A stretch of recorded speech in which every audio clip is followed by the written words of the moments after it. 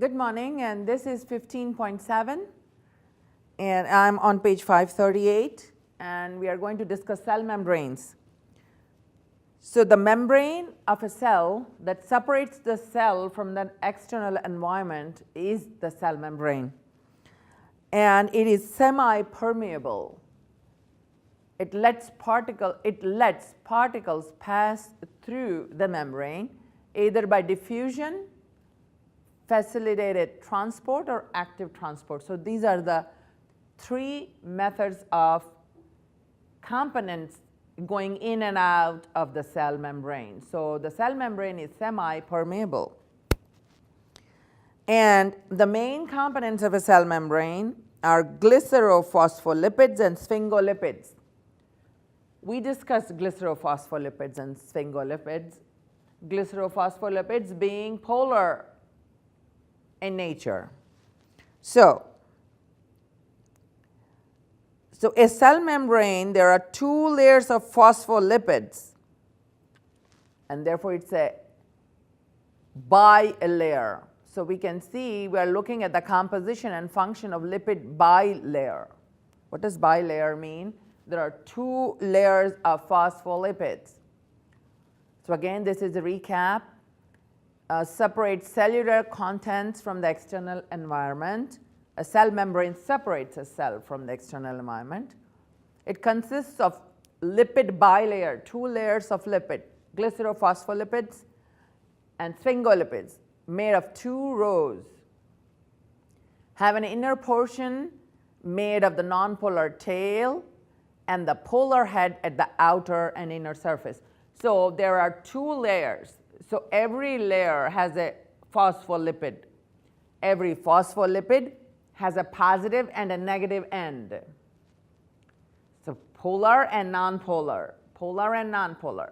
So what they're saying in point 3, that the polar head of the phospholipid is extending into the outside environment and extending into the inside environment of the cell.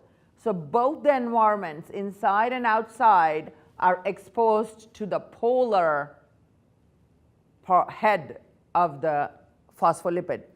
The inner portion of the bilayer is the nonpolar tail end of the phospholipids. So you have to imagine the structure that's going on here, and you can see that may be a picture, and if you cannot figure that out, please look at look in the book. I am on 538. So this is what, again, I was saying, the bilayer forms a membrane type barrier with polar heads at the membrane surfaces and the nonpolar tails in the center. So you can see that the ends, the inner and the outer, this is the inner end, outer end, you have the polar component of the phospholipid, and the middle component is the nonpolar end of the phospholipids. So you see the term fluid mosaic model, and what does that actually mean? I'm on 539. Most of the phospholipids have unsaturated fatty acids. So if you review the structure of the phospholipid, there is a fatty acid component which we are calling the non-polar tail, the tail of the component of the phospholipid. So this is made up of unsaturated acids, and as unsaturated acids have double bonds, there is a bend in the structure of the unsaturated acid. At the double bond, we have discussed this before, because of the cis and trans isomers, there is a bend, and which results in these phospholipids not fitting or stacking on top of each other well. What does that do? As a result, the lipid bilayer is not rigid, fixed structure, but one that is dynamic and fluid. And that's why we are calling this a fluid mosaic model. So I would want you to look at 539 again. I would repeat that while you are going through these modules, please connect with the textbook. These are just points of reference. Your entire content is in the book. So if you're looking at fluid mosaic model and thinking, what is that? You need to get on to the book. Open the book. The book is your best friend. And it's going to help you understand all these terms. So 539 will help you figure all that out.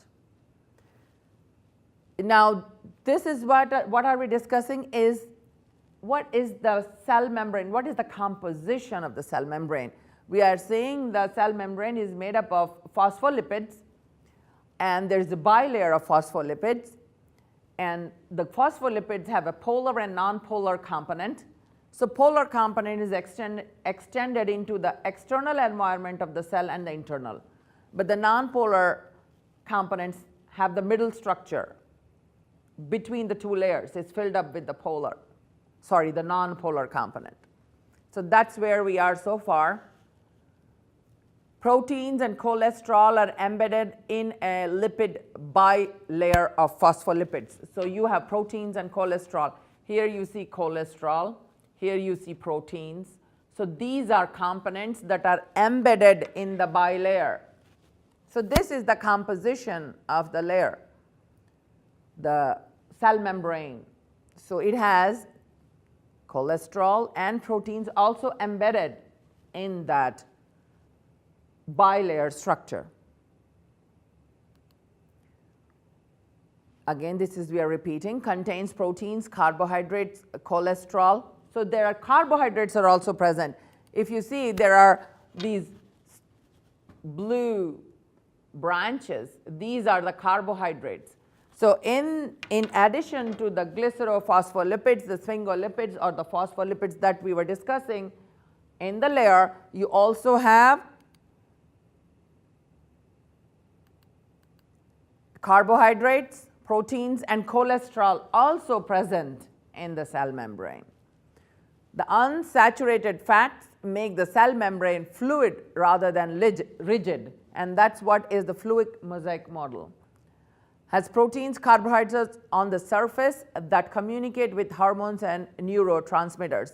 So these carbohydrates and proteins that are embedded in the lipid layer are like the transmitters and communicators, like the antenna that talks to the external environment and communicates messages back and forth. So these are molecules that are helping the cells communicate with the outside environment. So that's what they're doing. Neurotransmitters, hormones, they communicate with these components.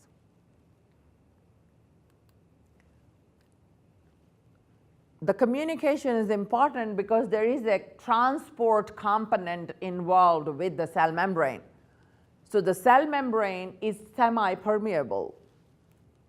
There is a transport of substances of various kinds, particles, in three ways. There is diffusion, which moves particles from higher to lower concentration.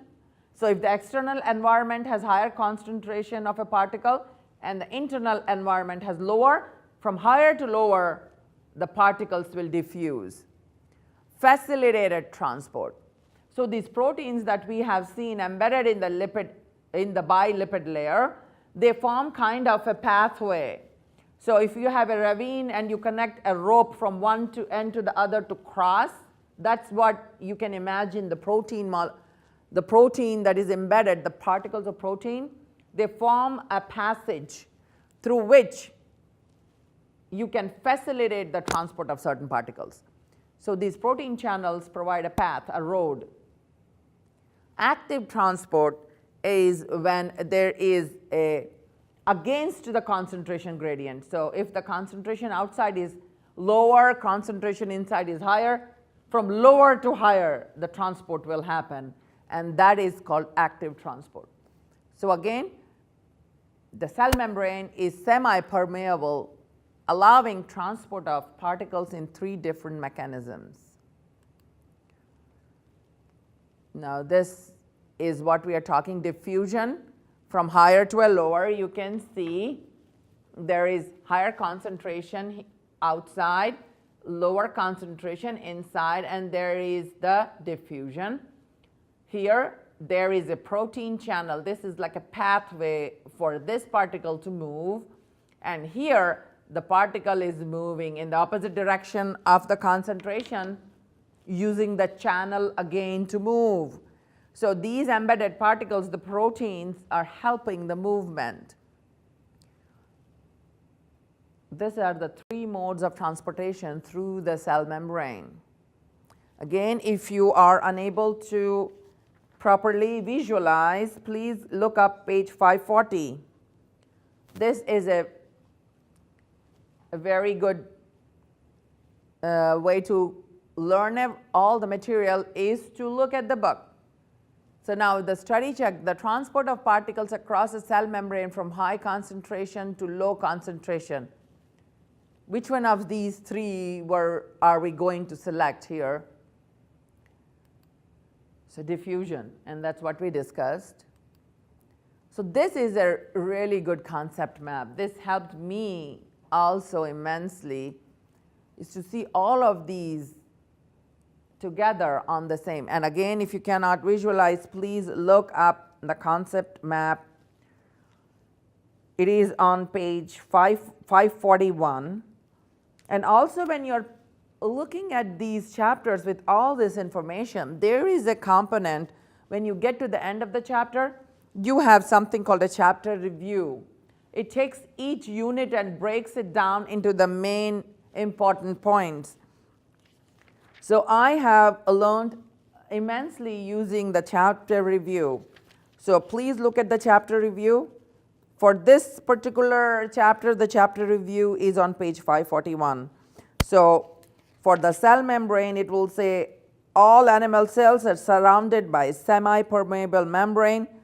So it puts all these important points in that particular unit on a flashcard, basically. So you should be able to use that to review, which is a very good idea. So I will keep mentioning that in my emails and announcements.